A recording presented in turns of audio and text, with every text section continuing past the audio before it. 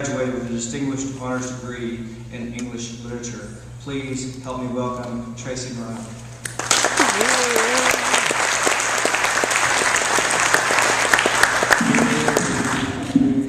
Wow. When the world needs poetry more than ever, Erie's so lucky to have an ambassador for the art. I'm honored to be considered for Erie County's Poet Laureate.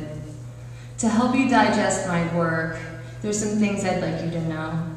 The folk song Waltzing Matilda is the unofficial national anthem of Australia, and it's also slang for wandering by foot with one's worldly possessions in a Matilda, a bag, slung over your back. The song has a number of variations, and normally ending with the suicide of a swagman, a low-class transient worker. The following pieces explore a Matilda if it were a woman in the bowels of poverty and despair. The name Matilda means strength in battle. In these poems, I use character and persona to examine the seedy underbelly of our culture.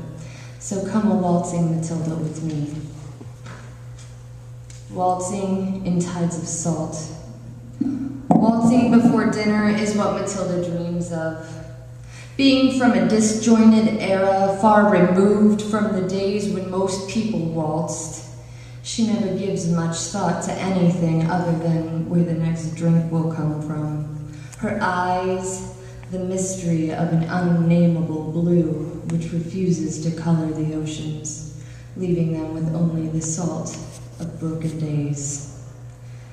She dances to nothing, no music. You gaze at her graceful box steps, thinking her music is the sadness you start to hum. Locked camp, bar and grill for Elizabeth and Kat.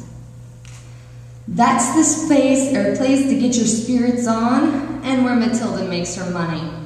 It doesn't bother her none, because she doesn't look at it as work, it's more a necessity. Her work with daytime broods never stops with the dismissal bell. Education no longer pays well, but she was born with very striking female assets, so tending bar brought in some cash, even with the occasional occupational hazard of rape. She takes care of her graduates, the liquid soothsayer. The one thing Matilda understands above all else is the birthplace of vice and surviving it. She is the strange flesh of a long-gone virgin daughter. She is the keeper of salt in all its various forms. Her mother, she heard, had been a pillar to the community of all salt keepers. Matilda is no different than every distraction seeker in denial, but she is very aware of the consequences. The forsaken children in her town, like sod, are cast off as dirt, and the kids, they don't know anything but filth. They're just byproducts of our species, Matilda tells some Russian sailors sitting at the end of her bar as she pours them a margarita, the edge of the glass brimming with an unorthodox colored salt. Confession from the edge of serration. It tears into me, that ripping when he first entered me. I don't remember the sensation anymore, but I tattoo myself to cover the scars of mile markers mapping the distance I have come. Funny how those things work. I desperately want to forget the look in that fucking Russian sailor's eyes, the one that haunts me with my very pine breathing, and how something I cannot remember for the life of me taints my vision. The Russian sailor never hurt me, but that filthy hempen halter of my tearing flesh taints every damn thing I see. Matilda only does that on Tuesdays. Temptation is a hard thing to resist. So Matilda gives in to religion on Tuesdays. That's the day she's most weak. The weekends are still bruises by then, having had but one day to recover. The toll is a cost of a life, or your soul, depending on who you talk to. There was a religious man she entertained after the bar closed one Tuesday night.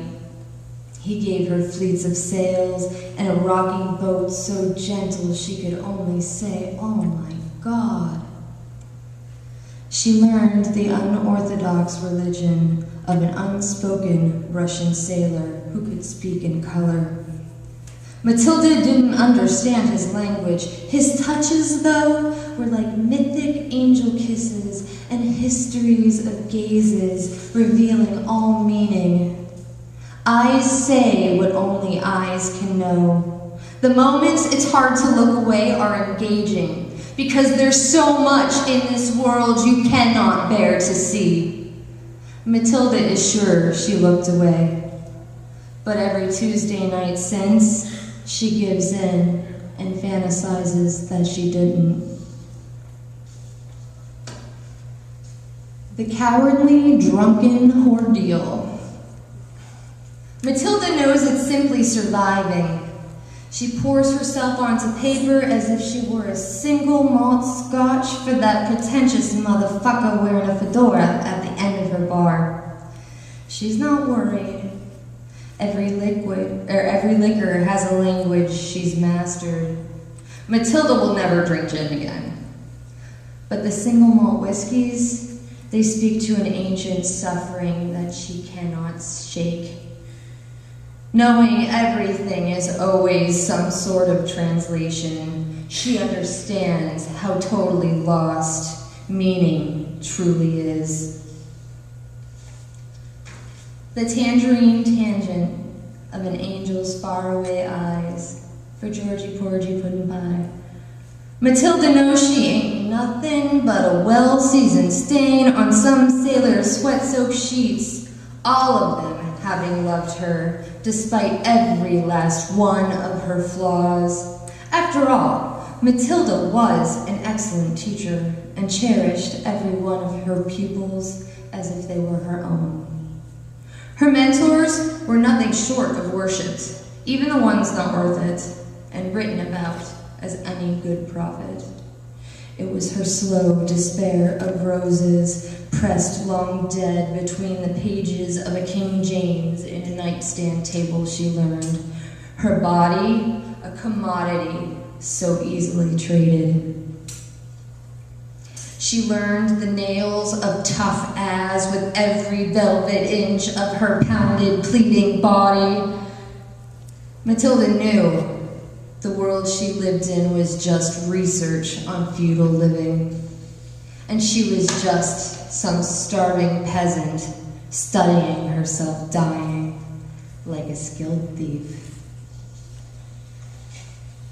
There's an epigraph to this one by Larry Levitz. Walk out past the stacks, rows, aisles of books, where memoirs of battles slowly gave way to case histories of molestation and abuse. Your grandest gestures remain unnoticed. You have a hand which can part oceans, but cannot save you from the desires of men. Girl, you're to be useful in moist ways. They care nothing for the goings-on in that mind of yours. Don't even try to talk, unless it's an advertisement for sex or violence.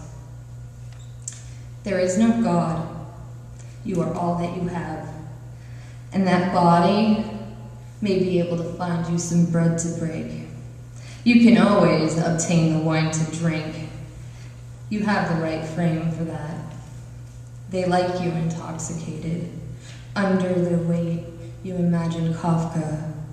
You become the hunger artist. You are hungry to find any meaning for any of these needless sufferings that you are so gifted to witness.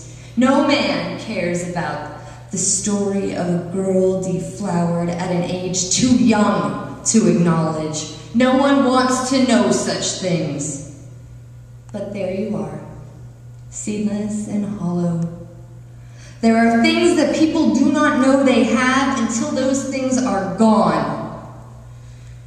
You did not know you were the poetry of a boiler room romance with a man too old to be your father, and you too young to know what you possessed, too young to do anything but bear witness to your own ruin. Thank you.